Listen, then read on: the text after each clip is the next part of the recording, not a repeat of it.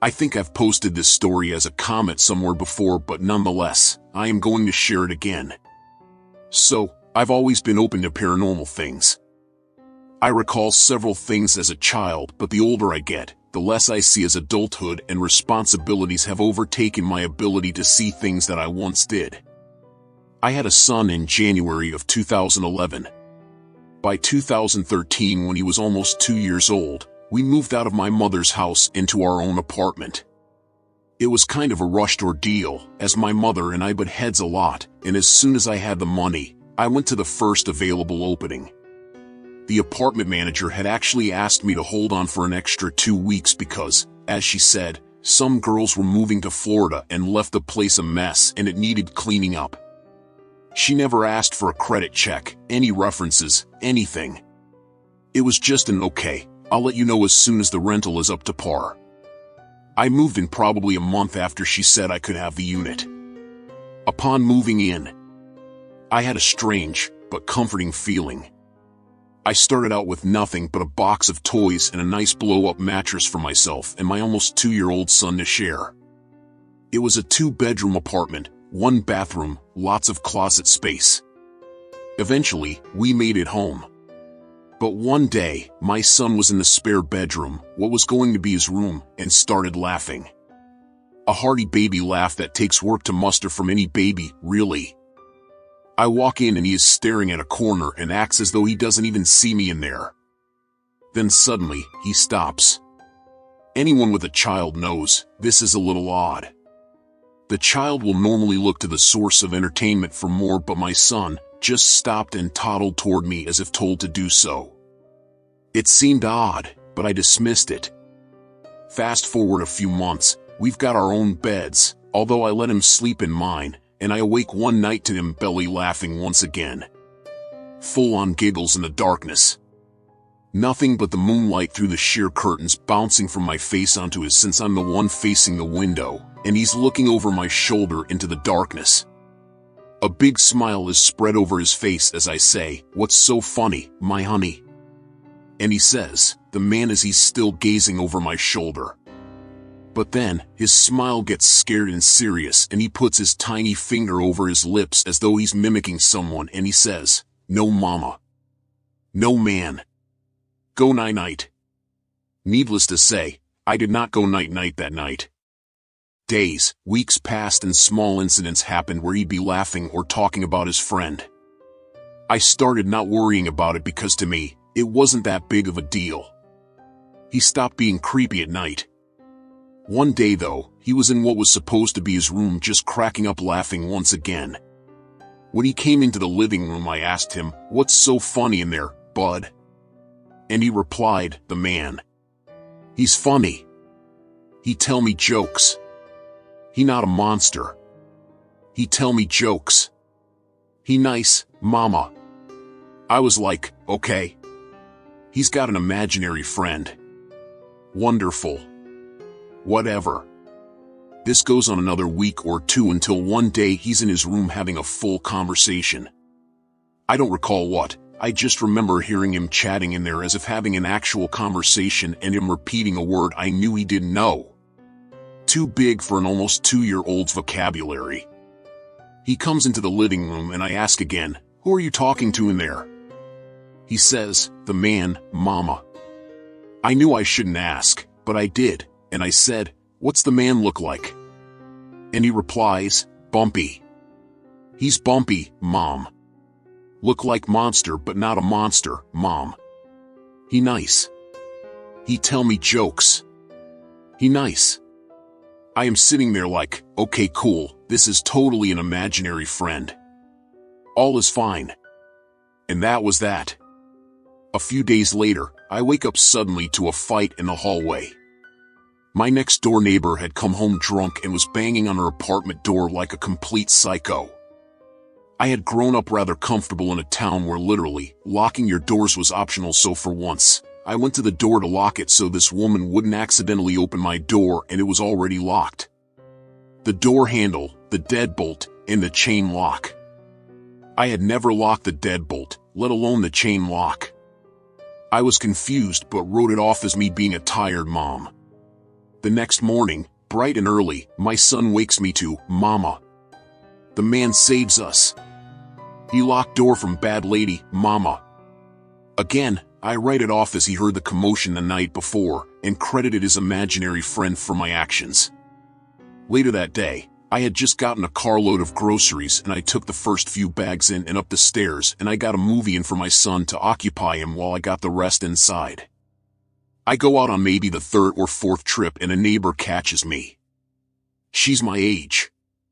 I hadn't met her before, but she seems kind. She approaches me and introduces herself, then asks, "Maybe this isn't appropriate, but how much did you pay for that apartment?"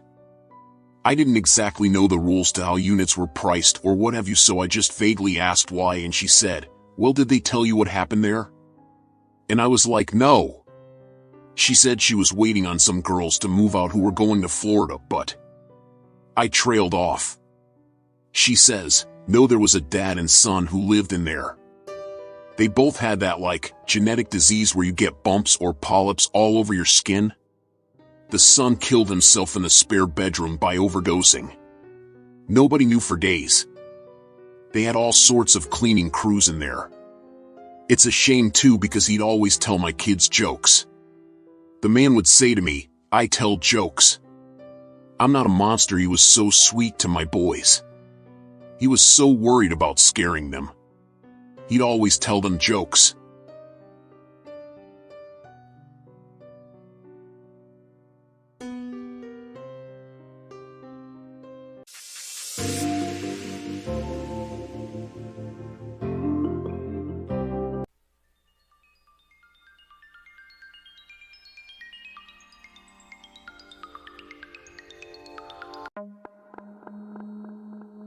Hi all.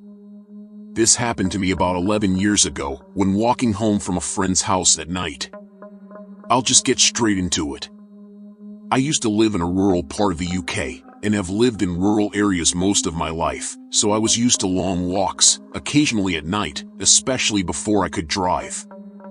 They never bothered me too much. I'd get creeped out occasionally, but this one night was the most terrifying experience I ever had. There was this one friend who used to live roughly 3 miles away from my house. He had cool parents and my other friends, and I would often go over his house and play video games and hang out.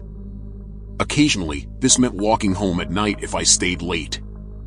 There were 2 ways back from his house: the roadway, which was about 5 miles long and took about 30 to 45 minutes.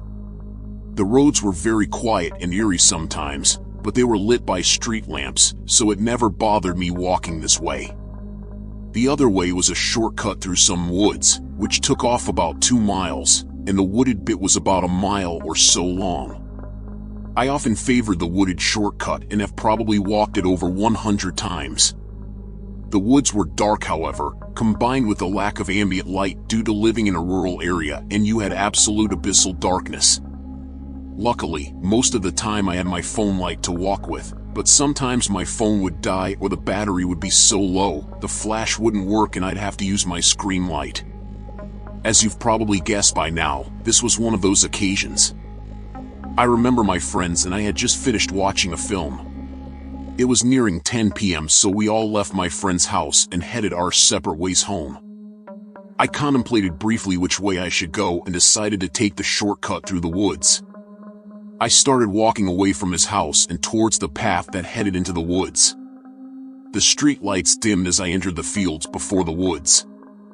I glanced at my phone and saw my battery was really low, only enough power left for a couple of minutes of flash, and then I'd have to use my screen for light.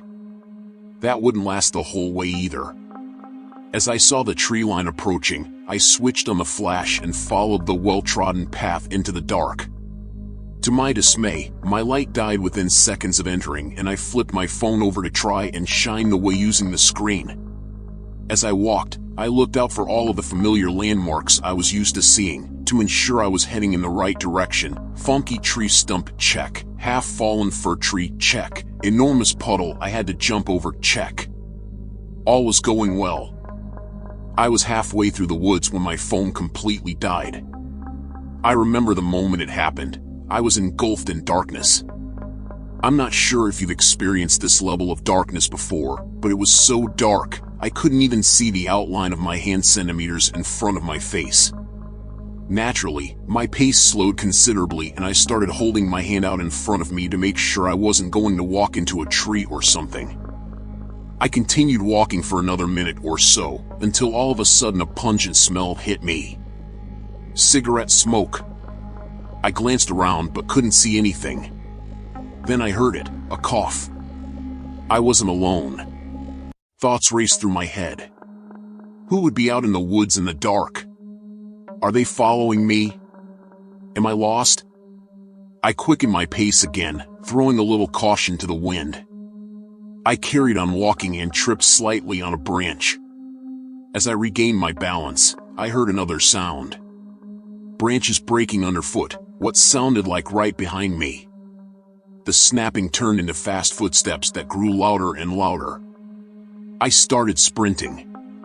I felt the well-trodden path turn to brush. I felt branches, logs, and plants hitting my legs. It wasn't long before I fell, hard.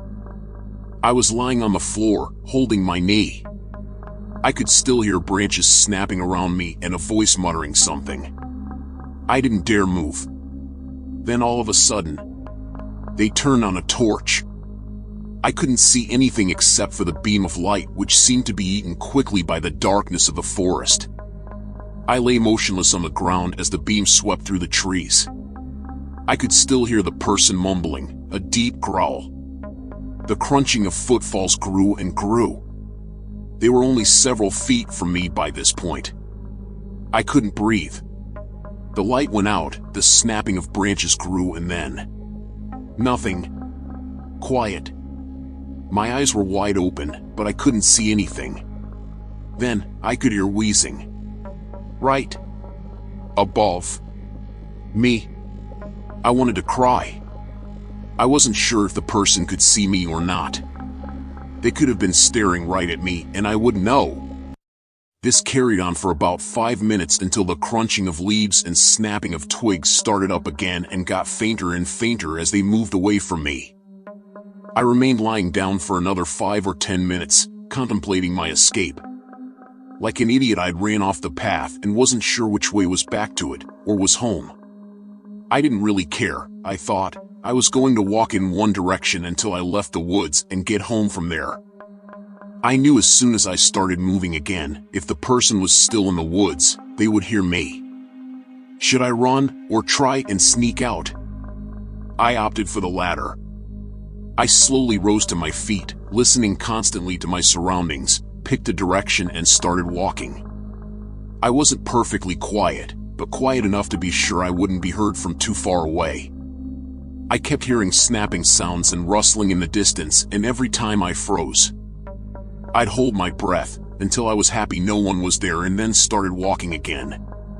I repeated this pattern for what felt like an eternity until eventually I found the path.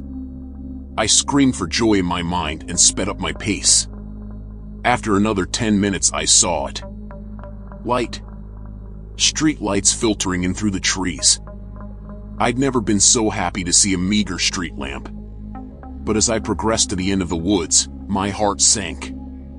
At the end of the path was a black silhouette. Unmoving, contrasted against the light background was the dark figure of a man. What should I do? Maybe it's a different person. Perhaps it's someone walking their dog.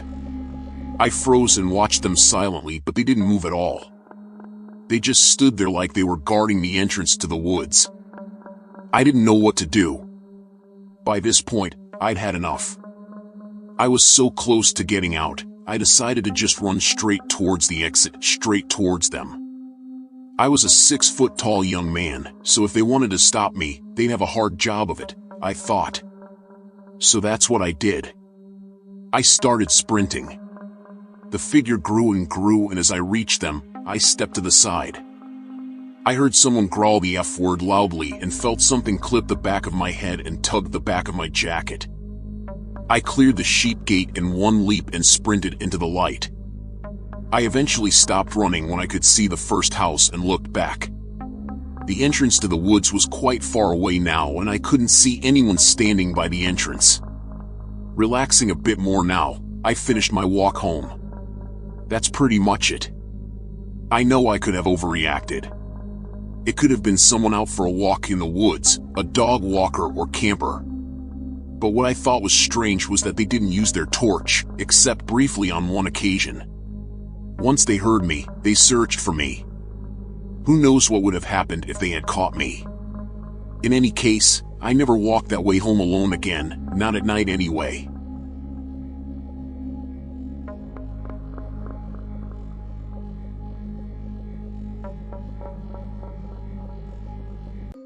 Which story did you like best?